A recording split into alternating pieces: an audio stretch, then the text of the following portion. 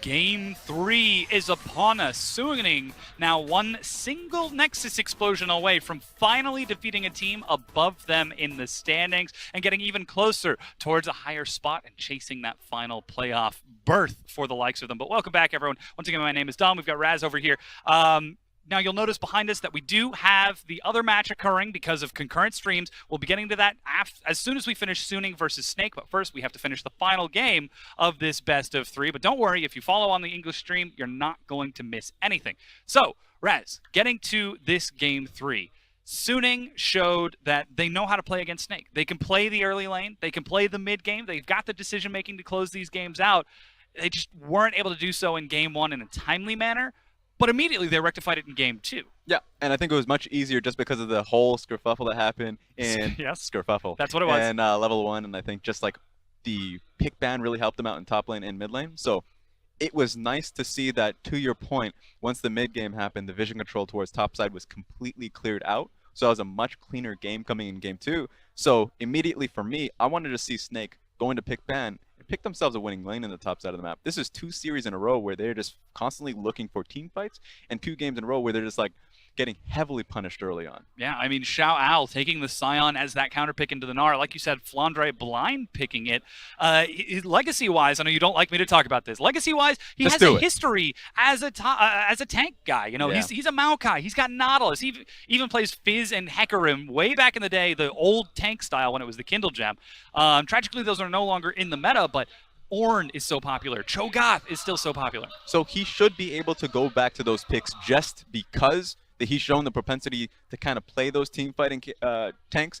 I like that concept. So I really like the point that you mentioned that historically he can go back to it. But throughout the entire split, even with the change in the top lane tank meta, he seems a pretty, I would say, resilient, stubborn. Yeah. Those are 2 things you could probably go for him. So I would like him immediately to go into game 2, or game 3, either ban the Scion, pick the Scion, because these are blind pick Gnars, by the way. 2 games in a row, these are blind pick Gnars, and they recognize that the Scion's going to be coming up. So you either get that out of the way or pick the Cho'Gath, which I think he's had some good games in historically as well. So overall, that will help him out. That will help his jungler out, because if he gets punished heavily, then at least he can help rather than be the oil to the fire. Yeah. So that's exactly what I want to see going into game 3.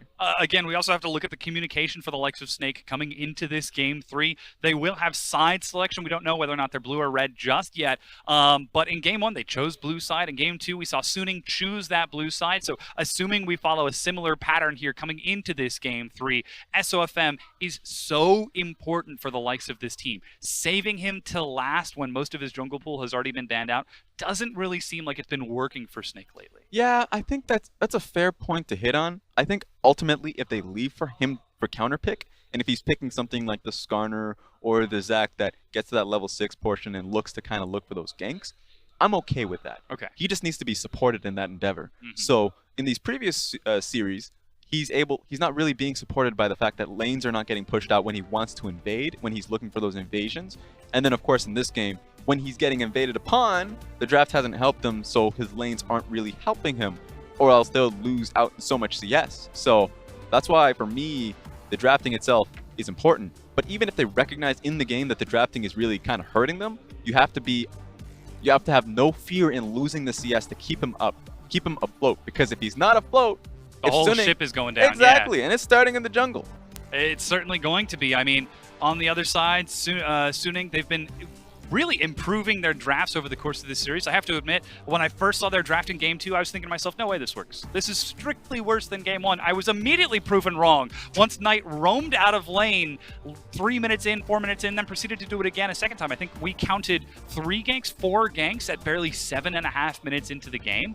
So if Suning continue to draft in this manner, is there a way for Snake to retaliate if they're focusing so hard on keeping SOFM afloat? The retaliation from Snake is just to kind of understand that the meta is what the meta is. Yes. Right? It's kind of hard just to say that, but it is. Tragedy. But Suning Gaming have been playing towards the meta. The only real distractions or the changes has just been Knight's pick. Like, he's gone towards the Echo pick, but a lot of the times the rest of the draft can support that by having pushing lanes and an aggressive jungler to gank that lane. That's a good way to support an off-meta pick.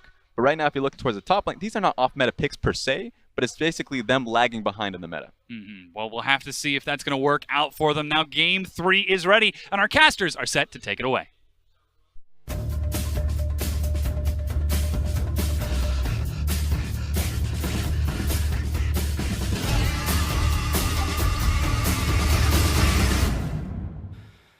From a 68-minute shellacking, from a 68-minute slugfest to a 30-minute shellacking coming out from Sinning in game number 2. We're now going to go to game 3, and Sinning are going to see if they can be put to the test and beat a team that are above them in standings in the LPL, or can Snake hold on and put up another defense at the Snake Arena in Chongqing. Well, the way that this set has started off, Fisher, has been all Sinning gaming, and the question is, can they continue to get those leads? And more importantly, can they close those games when they get the leads? Something that we have seen consistently coming out of Sinning gaming is the advantage in the early game.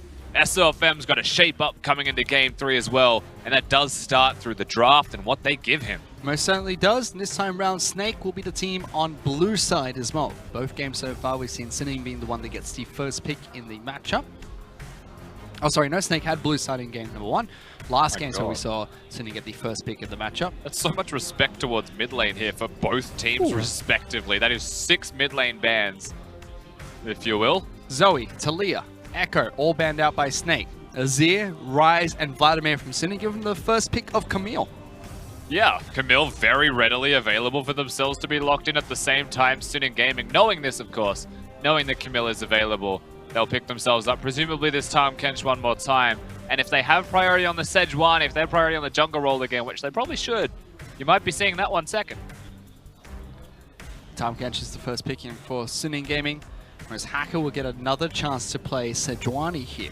Very heavy priority picks for Sinning so far. Now the question for me is, does Snake actually adapt in their draft? Do they go towards a jungler now, or do they continue to pick their support, AD carry, or top laner in this rotation? Hacker's got the Sejuani. It's an early rotate. The second ban phase can be targeted against him. And so far, the exact same. Can be a flex Camille as well, potentially. Asura could throw it into the jungle, pick up another champion there, but they make the first adaptation, which is picking up Kog'Maw as their AD carry of choice, and this time round it'll be Knight that goes for the Orianna. Yeah, saving their mid laner Snake till later in the draft phase, perhaps forcing some different bans out of Sinning gaming. Of course, we saw 6 start-off bans in mid lane. Why not make it 8? Let's just continue to affect that champion pool of Guoguo. Cassiopeia is the first ban that comes out. Now waiting to see what Snake are going to respond with as their first ban. They could start targeting the AD carry pool against Fury. We'll start going towards top laners instead, where they ban out Gangplank against Xiao Ao. Which is good. Of course, the Sion is the other top laner. There's going to be a super tank they may want to deal with. With the Gangplank banned, means that they may still be looking towards something like the Nah, however. We shall see. Galio is the final ban that comes out from Sinning. So that's a total of 8 mid lane bans. With a Orianna being taken away, that's 9 champions that Guoguo can't play in this matchup. You still have the likes of Corki available, which can still be picked up nice and easy. And of course, fun fact, he's only played 5 champions in the LPL. So they've banned away 9. He's only ever played 5 in his entire LPL career in 2018. There is one left up. There is one, yes. What is it, Fish? It's the Malzahar. Let's see if he goes towards it. Against the Tahm Kench. Yeah, who knows? Look, we've seen Stranger Things. Skarner was picked up. I have, good TV series. That was bad. Well, it wasn't. It was a very easy win. Thank you. The final ban that came out from Snake is going to be Nah into the top lane, denying Xiao Ao that pick.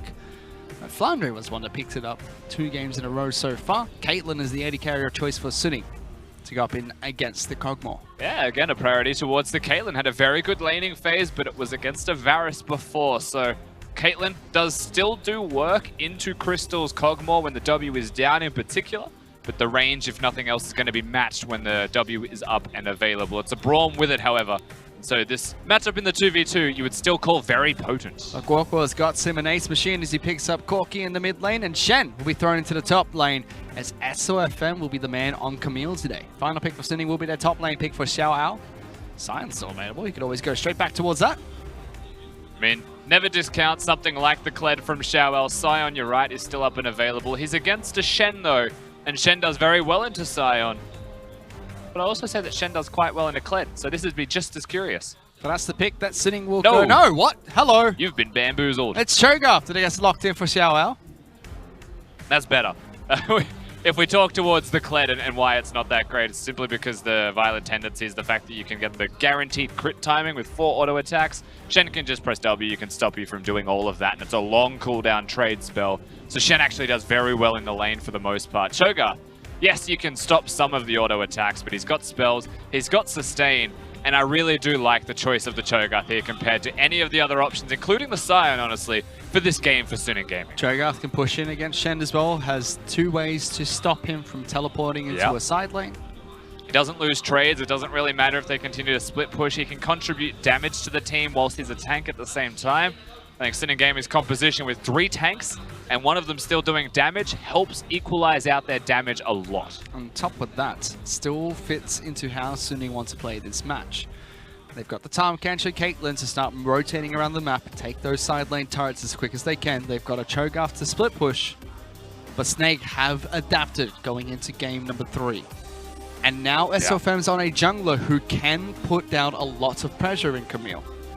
Certainly is. Now, Camille, it's the first time we'll see him play this SOFM. It's the first time we'll see Guoguo play the Corki as well. And Kog'Maw, something that is still new to the repertoire of Crystal, but it's something that he can play perfectly fine as well. For what it's worth, Snake, they've changed up 4 different places in their draft phase. The one consistency is their support, and he has been the most consistently performing member of the roster in this set. He certainly has. And again, as much as it's the first time for SFM and Guoguo, Crystal hasn't played at this split. We haven't seen Shen from Flandre this split either. So 4 new champions being thrown in the way of Suning Gaming going to game number 3. And every single match so far, early game has been purely the Suning Gaming show. They dictate how it's been going to pan out. They've just had complete control of Summoner's Rift for the most part, and you hope to see that again in game 3.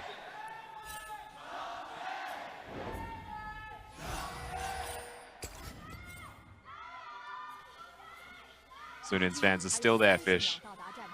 Oh, they would be, especially after last match. You'd be a little bit demoralized after a 68-minute comeback from Snake in game number 1.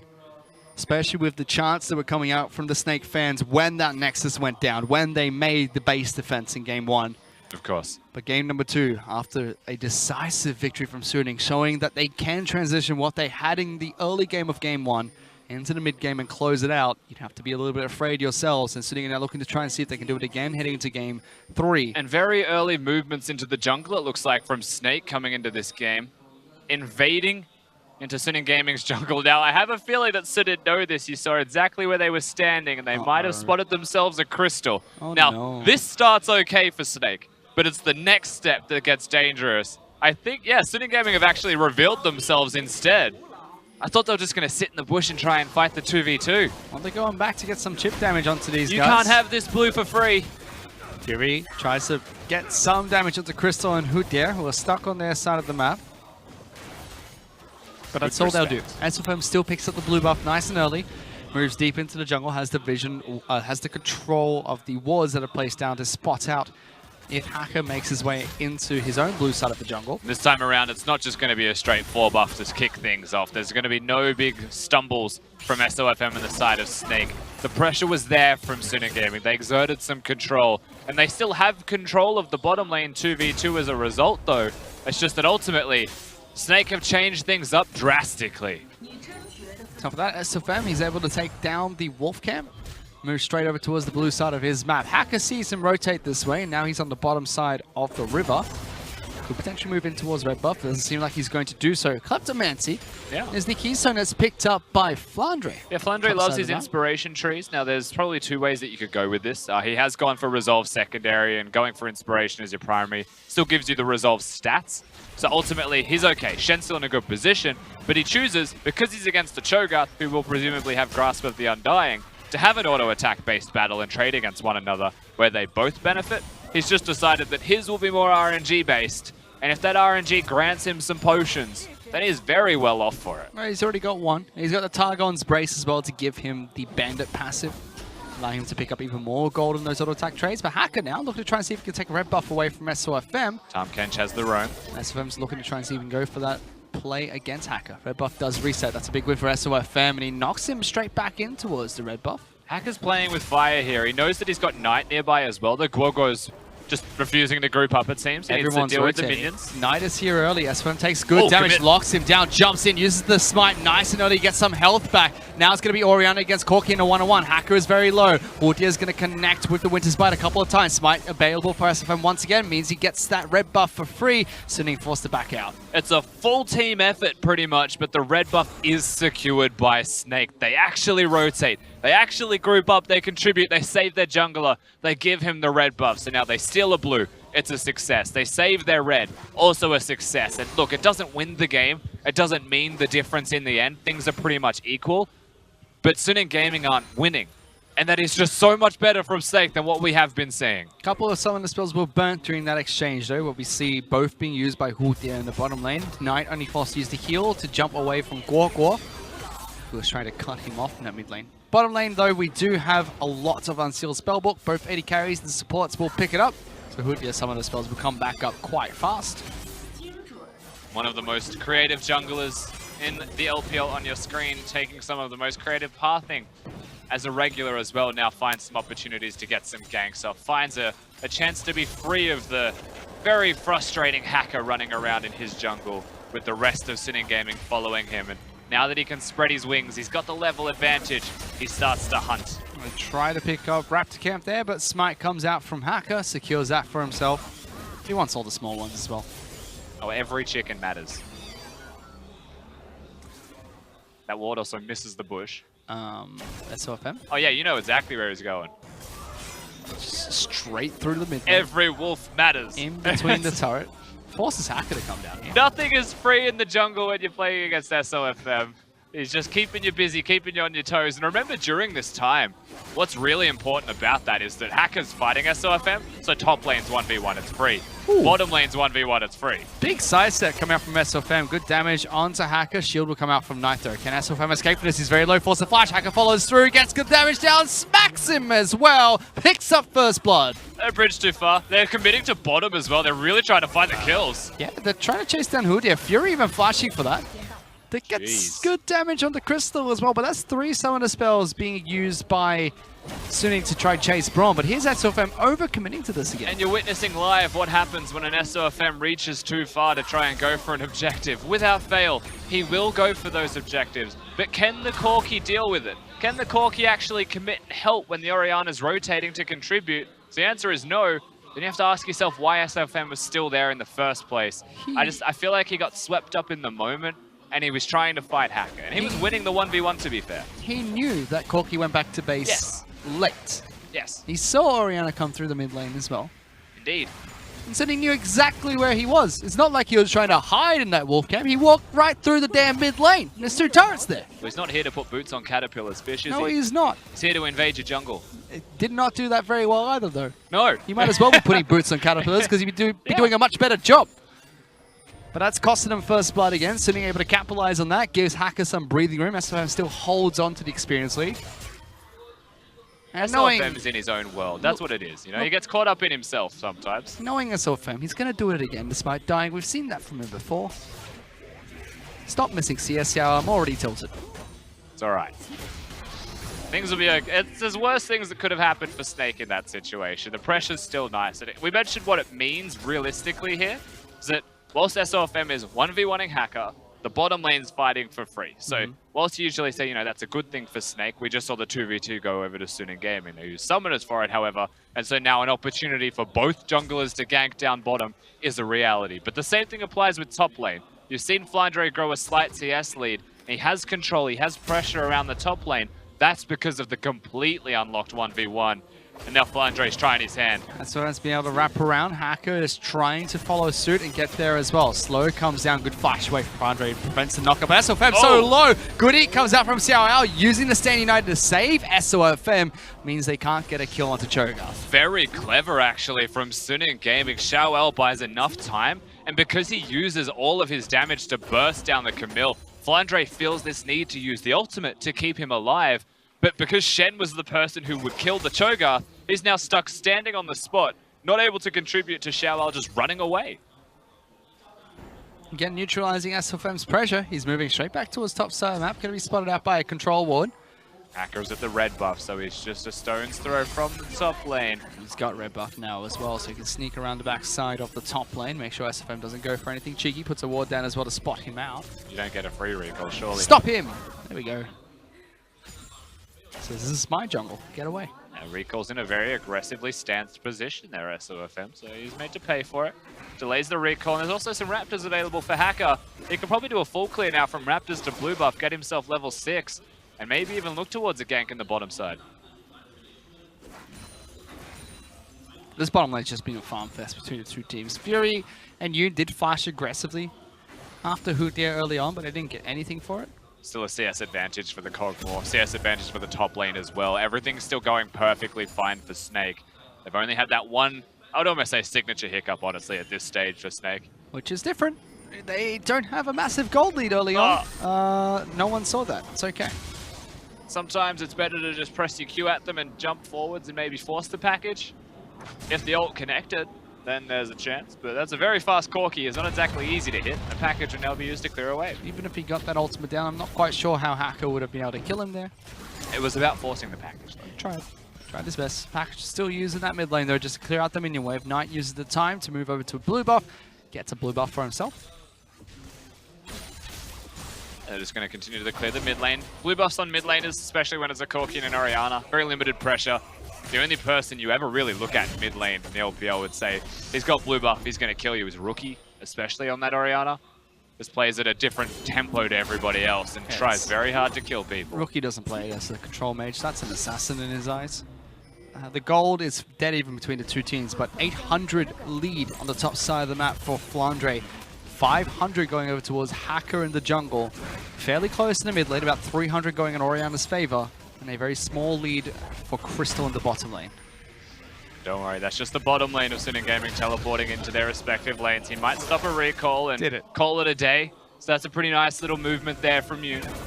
Nothing really massive going to come from it. They buy some time. They might be able to push the turret down a little bit. Stops both recalls. Crystal doesn't have teleport for himself, so he can't go back to base and expect to get back in here. I mean, they choose to stay as well. Crystal can choose to stay, and the Braum can just teleport. Okay, not a big deal, right? Again, what they will get is damage onto the turret. And for me, the other place that we have to look at, you know, we mentioned the Kleptomancy on the Shen. He's got a CS advantage for himself. We pointed that out as well. But traditionally, if you see someone have Kleptomancy, you're looking at like a Gangplank, someone that loses lane, that goes down 20-odd CS. If you're winning CS and you have a Kleptomancy, you are so far ahead in gold, it's unreasonable at times.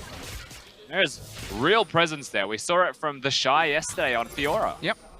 4,000 gold ahead when his team was going pretty much even. He is building for that split push though, which is good because Sinning rely on their 1-3-1 or their 1-4 to get these early game and mid game leads. And if you can shut down Xiao Ao and make sure that he can't split push effectively, force those fights could be a benefit for Snake. Yeah, more often than not, you will see the Shens go towards the Titanic Hydra first. Now, you can commit to another item if you would like, but getting that Titanic Hydra is very strong against most Cho'Gaths who want to rush the Abyssal Mask, or they want to rush some kind of hybrid health tanky item. They could have changed it up here, Xiao, if he wanted and gone towards an armor build, but chooses not to. And at the same time, Shen's very good at Banner of Command killing, especially when he rushes the Titanic Hydra. So maybe Thunder is just preparing himself for future patches. Can always pick one up for himself as well later on the match if he needs to match Banner for Banner. But a very quiet game between Snake and Sunning this early into the match. We were what, 10,000 gold up, 12 minutes last match? Yeah, we've seen some very different games in this entire best of three. We've seen snowballs, we've seen stalls, and now we're just seeing a generic laning phase that has been protracted for an extra few minutes. But in a couple of minutes from now, when these teams get their first items, I feel like that is a good opportunity for them to start to break away from the strict laning. Hoodie has changed his skin as well, so he's got a couple of presents ready for Sunning apparently. Let's see what he has up his sleeve as well. Teleport's coming back into the bottom lane. Well, they're synergizing in skins, Fish. That's the Christmas bottom lane. Yeah. Ah. You don't just switch skins, you know. You've got to have a reason. This entire series has been a little bit of Secret Santa. You never know exactly what you're going to get. That's also Poro Rider Sedge. Do we call that a winter skin? Because then they're just trying to be as wintry as possible. I mean, yeah, but that's the wrong team, Rusty. He's on Sunning. But it's in the game, Fish. They wouldn't have known unless, you know, they were communicating during Champions League. That's, maybe you know, they competitive were. integrity. There's a chat. I'm just saying. That's true. But is there real competitive integrity on skin choice? Yes! Collusion. All right. Can't do that. You're out of control. It's not nice. You're a mess. So he's going to see if they can continue putting pressure on the top side of the map, though. Flandre backs away. There's a ward. Single ward is going to be able to spot them, so nothing they can do. However, pressure onto the top lane turret is going to be very nice to have, and at that point, actually committing in. They've caught out 9. No flash there for him. That's a dead Orianna, and Guok gets the kill as well. And they make an appropriate counterplay, and I'm just so happy to see this happen from Snake right now. Camille finds the target, use the ultimate, and Shen goes in with him. Flandre does not overextend himself in the top lane and die. He doesn't make a mistake. Instead, he groups up with his team, and they're able to secure that kill, which unlocks them a bit of control in the map, and if nothing else, it just got them Xiaoyao's teleport, which is very valuable. It certainly is. On top of that, even though first turret falls for Suning, gold is dead even. So Snake have a turret in their back pockets to take, and bottom lane outer is already very low. I feel like I just saw Yoon teleport to bottom lane as well, but here he goes again. It's the League of Unsealed Spellbook. Some of the spells can be used all the time. And this time around, he's against the Kog'Maw that does a whole host of damage against him compared to what it was the last time with completed item spikes. It's Kog'Maw and Braum that are pushing in against the Caitlyn Tahm Kench. Yeah, Caitlyn's actually even got static shift, so wants to have wave clear, wave control. And you would say, again, a lot of a 2v2 comes down to if you have kill threat. I think Kog'Maw is honestly, in competitive games, with a good support, very strong to the point where even Caitlyn lanes can't always keep up with them. It comes down to the trading that a Kog'Maw can do, especially in a 1v1 sense. If AD carries are hitting each other, then you'd generally say the Kog'Maw actually tends to win those. Caitlyn can hit headshots here and there, usually wins lanes though by pushing the wave, forcing you to choose between her auto attacks and a minion, or not getting hit by her, but not getting the minion. That's usually Caitlyn's mantra. Kog'Maw here can kind of do both because he's got a Braum. Varus does well into Kog'Maw, which they did not for here. Caitlyn does well into Varus, just Kog'Maw does well into Caitlyn. Rock, paper, scissors in this bottom lane at the moment. Also relies on their support. Tahm Kench is a more defensive-based support. Hudia can be a little bit more aggressive, throw up the shield to make sure they push in as well. To be fair, I think Varus wins all of them anyway because he's Varus. It's just that he gets outscaled in the later game from range.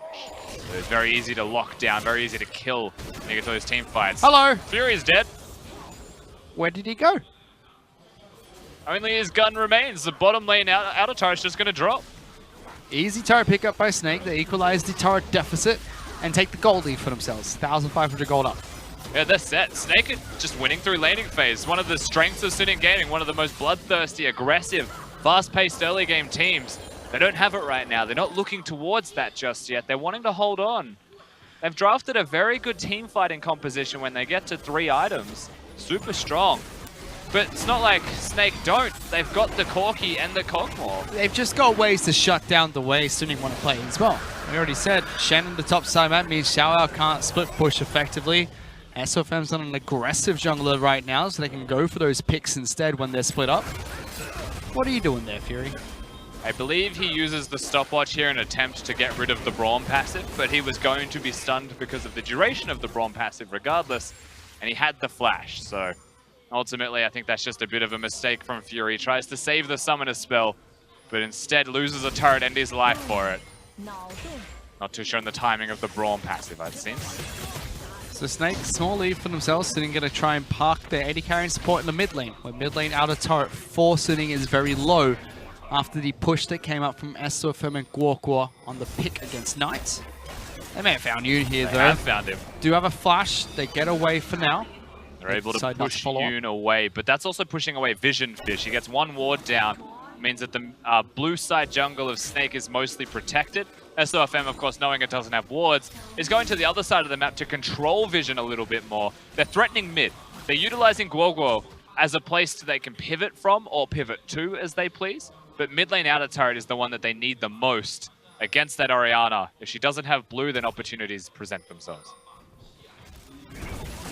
Suning to rotate Caitlyn down to the bottom lane this time. Clearing out the wave that Guokwa was able to push in. Xiaoyao having a difficult time against Flandre on the top side of the map. It's also pretty much impossible to kill. Not just because it's a Shen into a Cho'Gath, but because he's completed his support item. You know, he's completely upgraded the relic shield. He's got wards. Yeah. That's silly. He's got 4 wards, not just wards, and now he's going towards what seems to be a banner of command as well to continue to pressure that Cho'Gath out. Oh, give Xiao a break. He just was up against Flandre. Now Gorko's up there to continue hammering down the pressure. Xiao had a break in game 2, man. The pressure's just going to continue up here because it's working, and because there's a turret they need to break up there, most importantly. Doing all the correct steps here, Snake. Constant pressure, stopping him from recalling. He doesn't have the teleport. They can chunk him out. They can send Shen to any side lane they'd like. And I like, in particular, that Snake are diversifying their lane assignments. They are actually changing things up and giving it a different go. Now they're the ones trying to tear apart Suning Gaming. And Snake were the kings of split push. Back when we had frequent lane swaps, Snake were doing it every single match. And every match they got a successful lane swap level 1 was a match they won during that split of the LPL where it was changed. Yep. So they know how to play against us. It's a different style now after the changes, but they know exactly what they need to do. It seems like they're executing it well in game 3. Now, Suning from this position so far in this split have not been able to find comebacks, have not been able to find those plays. So it's going to be a big test to them to see if they can do it against Snake. Not only have we mentioned time and time again that they need to find wins against teams that are above them in standings if they want to promote up into the top 4 and stay top 4 for playoffs. But this is a good test to see if their playstyle works when they're behind as well. It's also just about, you know, can Suning Gaming do what Snake did? You know, they can scale. Their team fighting is decent. They've got a pretty good 5v5 here. I still would say that Snake's having the Cogmore is going to be very strong, and they're almost equal. So if you look towards the late game team fights, you look towards the late game 5v5s, and Snake just get there sooner, maybe that's going to be something that upsets the balance here for Suning Gaming.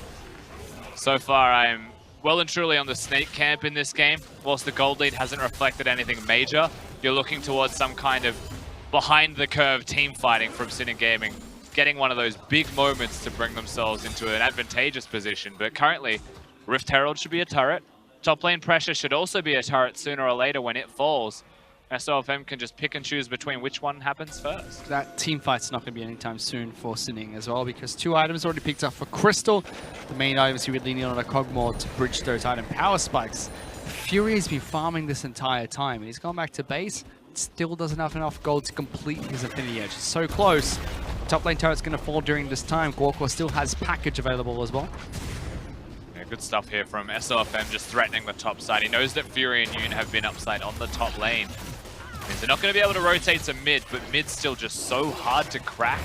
They choose to commit to top. They'll take the free gold, they'll take the free control of the lane, and then they'll threaten mid lane. They're trying to jump into that mid lane. SFM goes in first. Shockwave just kills him. Where did he go? No one knows why SOFM did that. Let alone, you know what? I've no idea. He's a magician fish. First question is why is he there? Second question is why is he initiating? And then I'm out of questions. Because he's just already dead. If you're a magician, making yourself disappear should be your last act, not your first 2. Because that's 2 times now SFM has just run head first into the opposite jungle and still able to take him down nice and easy. Knight will pick himself up a kill in doubles as well, as if pushing mid lane was not hard enough to do already. For the side so of low. Snake.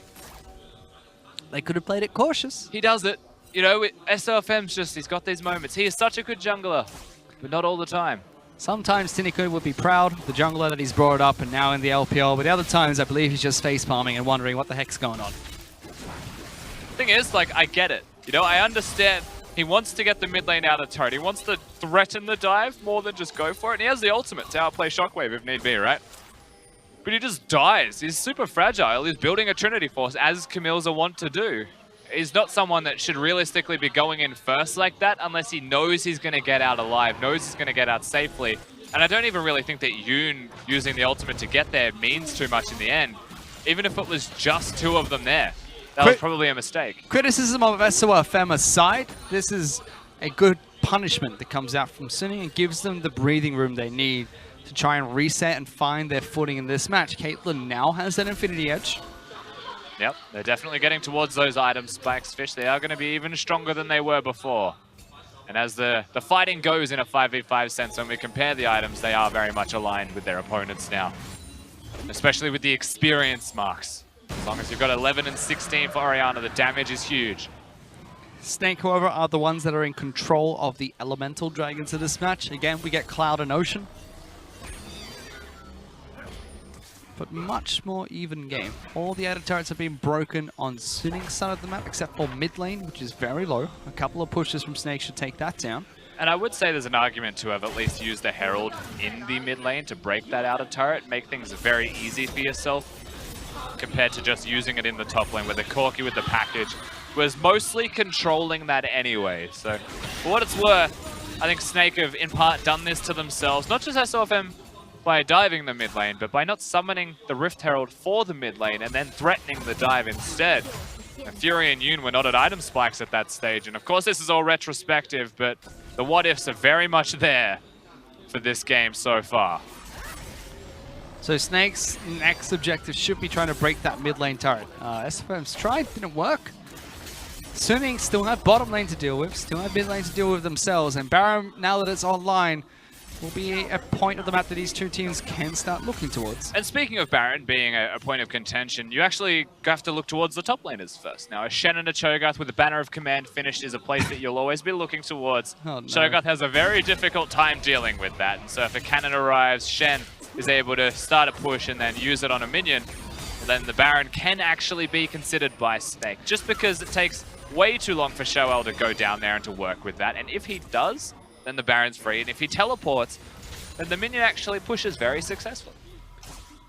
Mid lane out of turret, still low. Snake still trying to take this down. One thing that kind of pushed Orianna out of the mid lane meta for a brief period of time was when Rift Herald was first introduced, and that could break the mid lane turret, as you mentioned. Difficult for Orianna to use Shockwave or to clear out the minion wave when that's charging down. Now that it's already been used top lane, easy task for Sunning to constantly make sure that this mid lane turret stays healthy. And it's a very big Orianna at that. Finished the Luden's Echo on her last shop. Ooh. 2.5 items, but has the flat magic penetration available. And then you look at the other side of Snake and say, where is the magic resistance? Well, Camille doesn't build it. She's still building a Trinity Force. AD Carry is pretty much the only place that has it currently. Everyone else will take full damage from that Shockwave. And she has the blue. Finally, Snake will try and make their way towards getting more damage on this. Again, it's just all focused around this turret.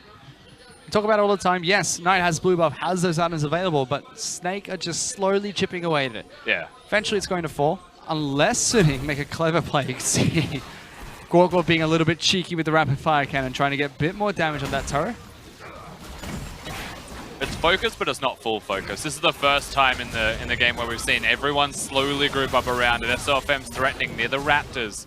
Once again, looking towards a dive, or at least to scare them away from the turret. If they step back, then they step up. They step forward, try to get as much damage into this as possible. One more time would be enough, and that's... We can talk about the rest of the map. Yeah, Shen's pushing against Cho'Gath. Top lane is being controlled by Snake. But really, this is a big pivot point for Snake at the moment. If they can get that turret, it's necessary. It unlocks Baron for them. Absolutely. I mean, just unlocking the map is something that Snake need desperately. If they get that turret, unlocking Baron, and what you mean by that is that they can place deeper vision into the red side jungle of Sinning Gaming. Currently, they're controlling the river, and they do have control of the river. You can see some of the wards placed, especially the one in the Baron pit. It's theirs, but they can't step up to the red buff. They can't go to any brushes near that area, because they'll be face-checking an Orianna and a Sejuani and perhaps even Caitlyn traps. And all of those things are far too dangerous when the game is even to walk into. They will one-hit you. Sinning have done a good job. They've been able to bridge Caitlyn's mid-game into the late game now. She's about 600-ish gold away from completing that second Zeal item and building into a rapid-fire cannon. When That'd that's be a online, pretty good skinfish. What's that? 8-ball Caitlyn. 8-ball Caitlyn? Yeah, it's just a giant 8-ball. She could be called Aitlyn. I'm just trying to back you up here. Look, besides the pun of the name, don't quite see how that concept's going to work. I mean, her headshot could be RNG. You know, you shake your head around and say, try again next time she doesn't get a headshot. Just give it a suggestion. It's not how skins work. It is now. No. You are not the design team. But finally, Snake will break this. Come on, Crystal, right. get it. There you go. We did it. So they're going to unlock the map a little bit more, increase their gold lead slightly. Sunning have been able to hold on and do exactly what Snake did to them in game number 1. You know, we're looking at Crystal on the screen. You can notice that he also has a Blade of the Ruined King opposed to the Hurricane, which is to hit multiple people. Blade is for the individual target damage, but he's also gone for Overheal in Precision Tree as his secondary. The fact that he's got that extra shielding, and Blade of the Ruined King as his third item, to have the lifesteal, to actually have that extra healing, kind of a necessity from him, something that he's put himself towards doing, knowing that he wants to do damage to individual targets. Cho'Gath, Sejuani, all health stackers. Will be a nice, very good against them. Will be a nice pickup when an item like the Locket is complete for the rest of the team, giving that bit of overshield as well. Yeah, definitely. We've barely seen any interaction on this map so far. This is not very LPL. SOFM's died a couple of times for Snake, that's it. Suning got two good picks. There's another Cloud Drake up as well in less than 20 seconds. Probably going to be Snake trying to control that because they've got Shen with the advantage at the bottom lane. Yeah, you'd imagine it's free. SOFM looks like he's just going to be soloing that one out. Flandre might come over and give it a tap or two. Easy as you'd like though, no contest from Suning Gaming. It's actually an opportunity for Suning to go towards the Baron and play some deeper vision if they assume it is being done. But they're too afraid to step up. In fact, it's just a free recall time. And it kind of feels like game one again, but very different perimeters in this match. You've got a Shen for Snake this time round. They're the ones with the lead. So even though they're going to be the ones that are going to try and split the map up against Suning, they have that champion that can get into a team fight easy, impact the team fight straight away besides waiting for a teleport time to complete. Whereas Suning, they can look for a fight, but Yoon's the one that gets caught out here. Takes so much damage. Crystal used the stopwatch. That actually might just kill him. Flashes away. That stopwatch was very risky. Teleport also used and cancelled by Xiaowao from the bottom lane. Shen now has two different forms of teleportation to get to the area if he sees fit. And suddenly Snake, from a game that was very slow, very stagnant, nothing really happening, they do find a big opportunity to use the bottom side of the map as a pivot point. Yoon actually teleporting back in. They're so scared that there is this Baron being started by Snake that they force the teleport out of Yoon, force him to get back into that pit as soon as he can and put the wards down. Even Xiaowao refusing to go into the bottom lane because he doesn't have teleport available.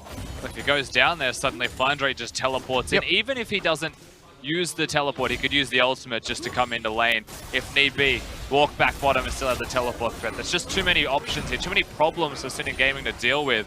Their next response, their next movements potentially decide the game. Now Flandre just takes that turret, easy, and he moves straight towards the inhibitor turrets instead. Suning are looking to see if they can get the wraparound against Flandre. Blue buff being picked up by Knight. And the Baron should just be started by SOFM and the rest of Snake. It's already at half health. Sand United coming in already, so this is a full 5-on-5 if they can get there in time. There goes Hacker, doesn't win the smite battle. SOFM comes out clutch again, secures it for his team. But Xiaowao's trying to go in as quickly as he can. Does not get the rupture. Hacker's getting chunked down. SOFM gets that kill. The Cogmaw's just way too strong. He rips through the front lines at the moment. Knight wants to find a good shockwave, but Crystal and Guokwa are splitting up, playing this one safe. Great taunt comes out. Hoodia tries to back him up. Flandre flashing out with a sliver of health as well. Snake get the Baron. They win a team fight as well. Knight holds the shockwave and both summoner spells that entire time. So Snake, they back away at the correct moment. They do not overexert themselves. They do not overextend. And they get the Baron, they get a kill on the jungler, and everyone gets out clean. Not exactly in a situation that you would have expected. Snake, yes, starting the Baron at the right time was okay there, but at the same time, they made it a smite battle. It wasn't necessarily a 50-50, but a Sejuani was in the pit. That was not as close as you would want it to be if you were Snake. But they did what Suning didn't do in the last match, which is actually take the Baron and force this fight. Yeah, so they'll get the Baron, they'll make sure that Hacker, of course, he won't have a passive, he won't have a stopwatch. When he tries to dash back forwards and contribute, he's just caught down now. But for Camille, from all of the damage that they'll be able to put through from Crystal, at that moment, it was just back away and zone as much as you can. Now, Snake, they've been able to take the point which was difficult for Suning in game number 1, which was pick up the Baron and start to use that first Baron buff to increase the gold in. Now 8,000 gold up over Suning. They've got outer turrets in the top lane and mid lane to work with. We already have Crystal and Hoodia trying to take that one down by themselves. But Guokwa's got the package with the Trinity Force as well as all the 80 damage he has at the moment. That turret should fall nice and easy. Not as easy as you would like, but it will fall down very soon regardless, Fish. So you're correct. They're going to push mid, they're going to push bottom. And it's a 1-2-2 setup with SOFM as the immediate quick pivot point. Speaking of pivots, they're going for a fight top side of map. Suning trying to collapse onto Crystal and Hoodia. Hoodia Jumping forward, pops the stopwatch. There's a good shockwave, but it's only onto the tanks of Snake. However, they're trying to see if they can lock down Flandre. A little bit too slippery. Shadow dashes away. Meanwhile, Walkwar and SOFM chipping away at mid lane inhibitor turret. And threatening another structure. They have so much damage, it's just going to go down almost. And now they are battle station Sinning Gaming. Don't let it happen for free. However, Snake just rotated to the bottom lane. They're just all over the map. Teleported. There's too many Snakes on this damn rift, and they're trying to go for the inhibitor in the bottom lane. That gets taken down. Crystal will pick it up. Sinning can't find a team fight that they want. They're just so slippery. That was very clever from Snake. The teleport usage gets them in here, pushing forward. Oh, they've locked down Fury. SLFF dives into the backlines. Cockwall's trying to get the snipe. Good save coming out from Yoon. But do they have enough damage to turn around the fight? Cockwall is already working on this inhibitor. Neither of these two teams want to try and break out into a full-blown 5-on-5, but Snake destroyed the base of Sinning Gaming. And if there is no 5v5, Snake are going to win. The teleports that they had were honestly just genius right there. Everyone going towards the top side of the map, diffusing Snake's push, trying to get a pick, but because nobody dies, because Sinning Gaming back away and to try and respond to the mid lane, everyone from Snake recalls and teleports bottom, and it was just a giant game of Ring Around the Rosie. Snake always a step ahead. They didn't change anything up from game 1 to game 2. Sinning won that early game both times. Game 2 a little bit more decisive. Snake had to fight through game 1, 68 minutes of a match. Game 3, the coach makes the change, and suddenly everything is piecing together nicely for Snake. The interesting thing here as well, in game 1 when there was a sick base hold and comeback from Snake, they had the outscaling composition, but they've still got the Cogmore in this third game. So even though Sinning Gaming are trying to turtle, they're trying to hold on and defend their base, they don't necessarily strictly outscale here by any means. For what that's worth, Snake, they've got the lead, they've accelerated the lead, it's over 10,000. You'd almost say it's insurmountable for Sinning Gaming unless they engage right away and the shockwave hits the mark. They only have one inhibitor turret left to defend though for Sinning. That's on the top side of the map. Snake still has Shen, still pushing in the bottom lane. Still has that banner of command available when he needs to keep pushing in against Xiao. Good traps are being placed down by Fury, but it's only going to deny Snake for so long. They could wait for the next Baron buff, or they could just beeline towards Elder Dragon. I actually really like those trap assignments. Take note if you notice what they were as well. When you've got an Orianna on your team, you route them into one funnel. You don't just block the entire entrance. And if the shockwave is there, you can threaten the entire area instead. The whole lane was covered. Snake, they now move over towards the Elder Dragon. Sinning Gaming are responding.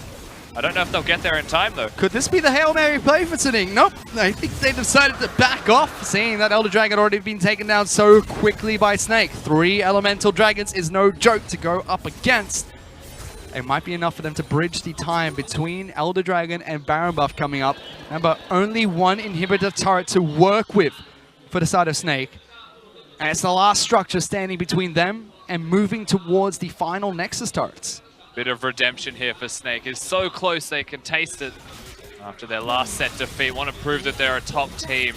Sinning Gaming still trying to prove that they can keep up with the best. They have definitely struggled in this third game. They could have 2-0'd. They could have won the entire set. Now that has been completely tossed to the wayside by Snake's resilience. Snake's ability to come back and actually macro plays in this third game. Something that has been a little bit different. The strategy, the style of play, it's all shifted. And Snake need this, especially in front of their home crowd in Chongqing. After their fight against Invictus Gaming, very similar playstyle to what Sinning like to run. That's a Trinity Force shed. I'm sorry, I just got very... Oh, goodness. They have a Trinity of Forces. He's got 3. There's 3 of them in the team. But after their loss to Invictus Gaming, Snake need this win here. And after that comeback, after the game 2 defeat, this is something they'll be relying on to move forward throughout the rest of cross-conference, push themselves to 7-2, keep themselves at the top of the table, make sure they stay ahead of EDG, who suffered the same loss against Invictus Gaming. Absolutely. Keep yourself on top of the tables. It helps so much with playoffs. We're almost halfway through the split too, so the playoffs run start very shortly. You want to at least start at the top before that has to happen at all. Still, the final part needs to be done here by Snake. They've got the Elder Dragon, and you would expect they'd be able to push in. With all the Trinity Forces running around, the threat of a split push is very severe. But because there's not a lot of base left for Sinning Gaming to defend, it's very quick and easy to rotate between it, and they're holding on fine. Baron buff's coming up as well, and Snake immediately just back off towards that objective. Sinning could put up a final fight there. It might be the best chance they get at this. Flandre is not flinching. He's still pushing the bottom lane. Yep. I don't think he'll ever stop either. If he's got a banner of command down, particularly when he gets the Baron, the game would end. He's ulting out right now, but he's cancelled. Cancelled, but that's still so many members of Suning in the bottom lane. Trying to stop Flandre. There's 4, 5 members. They just want to kill him. They're angry. You best believe he's dead, Fish. That's a paddling onto the Shen, but it's also a Baron buff secured from Snake. And the teleport is available for him when he respawns in 50 seconds. It does buy time you would have to expect for Suning, but not enough. Buys time. Inhibitor 1's coming up. Inhibitor 2 should come back up shortly, but Fury, don't step too close to Corki. He does too much damage for you to handle. Gorka almost single-handedly pushes him out. Still has the Baron buffed cannon minion. Making sure he still gets that extra damage onto these turrets. Making sure he can still build up more waves. Second inhibitor is going to respawn. But Flandre is just 25 seconds away from coming back up. That's all that Snake needs to buy time for. I mean, the time they have bought is very meaningful though, Fish, with the inhibs being back alive. Flandre's still going to be out very soon, however, and now the threat really begins. The minion waves start to crash. They've corralled them in with the Baron buff, empowering them. And it's so hard for Suning Gaming to deal with this once the Shen's able to contribute. That's a build and a half, by the way, from Flandre. Z0 portal being picked up as well. Flandre in the top lane. Sold his banner of command. Doesn't need it anymore. There was that time when the meta was, if they build a ZZ Rot, you have to build a ZZ Rot. And the same thing went with banner, and that was all the top lane became. It's an offensive ZZ Rot as well being placed down in the mid lane. Bottom lane inhibitor very low. Trinity Force as well as Crystal's massive range working on that mid lane inhibitor turret. SFM takes down the bottom. Mid lane falls, now it's only top lane remaining. But guess who's there? It's Flandre. Looking to work and get some damage on this. Gorkor's up there as well. Fury trying to step forward, but the dodge field gets placed down by Flandre. Negates all the damage. Suning needs to put up a last stand, but they haven't decided where they're going to pick their fight. At this rate, it's going to be right there Nexus, and it could be too little too late. They don't really know where to do it, let alone how they're going to execute on that as well. They have no choice from now, you're right, Fish. It's just the Nexus standing, but they've been routed, they've been moved around, they've been pushed and bullied, and they don't have an opportunity to look for that raw 5v5 until right now. Now's the last chance. Snake can play this one nice and passive. Wait for the super minions to start collapsing. Wait for the Baron buff to slowly chip away at the turret. Gorko even using the rapid fire cannons to do just that. Suning go back to base again, pick up a couple items, heal back up. Ultimate used by Hacker. Triple knocker comes out from Xiao Ao, but it's not enough. Just forces them back away from the turret for a little bit more time. That turret is going to fall. Crystal is getting good damage. So is Gorko. Only the Nexus left up. Suning, you need to do something, or the snakes are just going to eat you alive. The lions aren't in their den anymore. This is the Snake pit, and Snake want to close this one out. Knight gets jumped on, use the stopwatch, but Gorko gets the kill. Crystal trying to kite back on the side, but it doesn't matter because Fury's forced to fight on top of his fountain, and with that, Snake will pick up the 2-1 victory over Suning. And Snake put on a clinic. 4-3 is the end result in kills, but no opportunity to team fight for Suning Gaming. No chance to come back in that game with any kind of miracles. They were pushed and pulled, and they were smashed by Snake in the end. Very different game 3 from 2 as well. Such a one-sided affair from Suning in game 2 where they snowballed a lead. And all it took was for Snake to change up their draft slightly, unlock SOFM, who still, mind you, was a battering ram into the jungle of Suning and gifted them 2 early kills, allowed them to stay in the match. But they executed what Suning could not in game number 1, which was stall the game out, wait patiently, find the opportunity to come back in, and in game 3, when the same opportunity presented itself to Suning, Snake were decisive. They took Baron and just pushed for the victory. And a lot of this set did come down to the Baron, to who could secure it, who could stop the other team from taking it. We got to see a lot of the strengths that Snake have got through this set.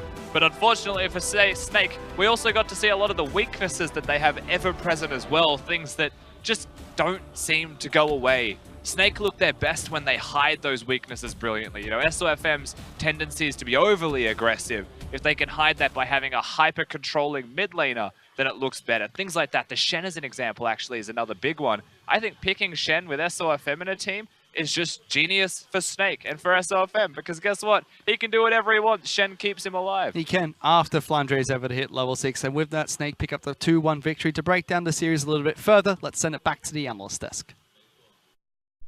And that is the series win to Snake. Once again, the Snake pit proves to be not enough for any of the new teams. Though the Lions put up a valiant effort, still Snake taking the series 2-1. And Rise, you and I, we were just talking about why Suning lost this game. Because it was like game 1, Suning controlled the early game, controlled the mid game. Game 2, Suning controlled the early game, controlled the mid game. And now for something completely different.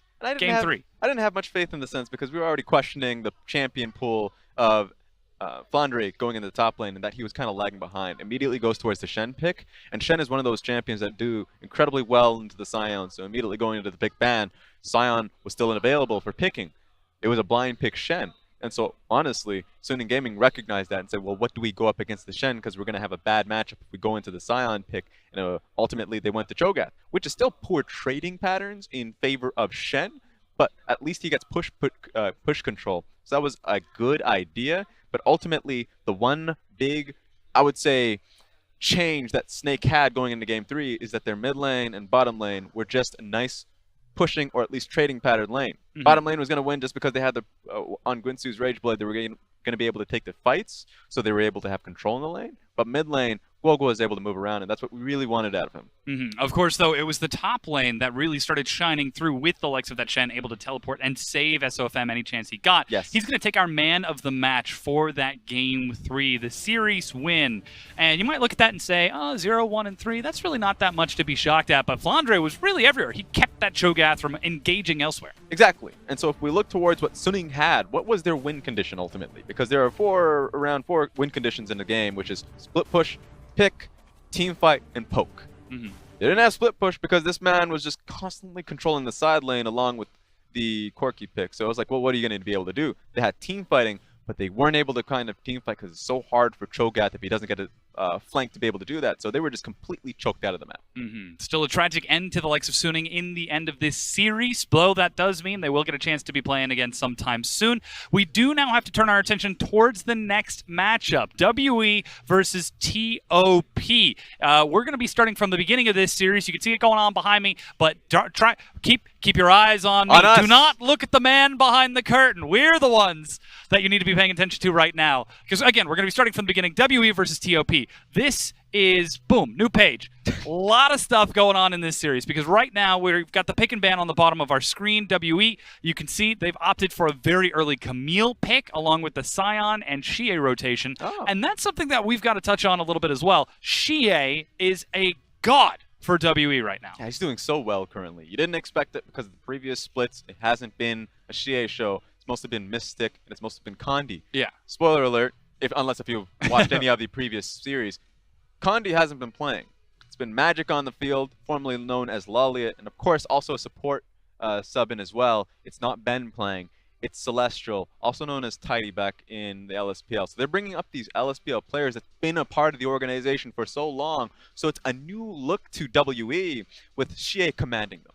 And, of course, on the other side, TOP, they've brought in their own new player. That's true. Perhaps a little bit more prestige, someone you might have heard of by the name of Marin, who was able to help TOP take their first win. But still, this is TOP looking rejuvenated, looking revitalized. They're still not quite a cohesive team just yet, but finally it looks like TOP have a lane that they can comfortably and confidently play around. Yes, and that is their now one kind of focus. They've been trying to find one lane that they can focus around, see as their carry, and that's going to be in the top lane, but they're still finding kind of problems similar to what WE is, where now they need to swap around their mid laners and just to find that, of course, 2 Korean lineup, because ultimately, if Goong and Marin are playing, then Karin cannot. Karin is also Korean. So now bringing in XX, who's been lagging behind, there are a lot of experiments, a lot of, I guess, questions for TOP to levy and what their prime roster is going to be. Yeah, I mean, we're certainly going to find out. We do know XX to be a Zac player just like Karn, but the way that the two play the champion is very differently. And you can see right there, that was XX on the likes of Sejuani. So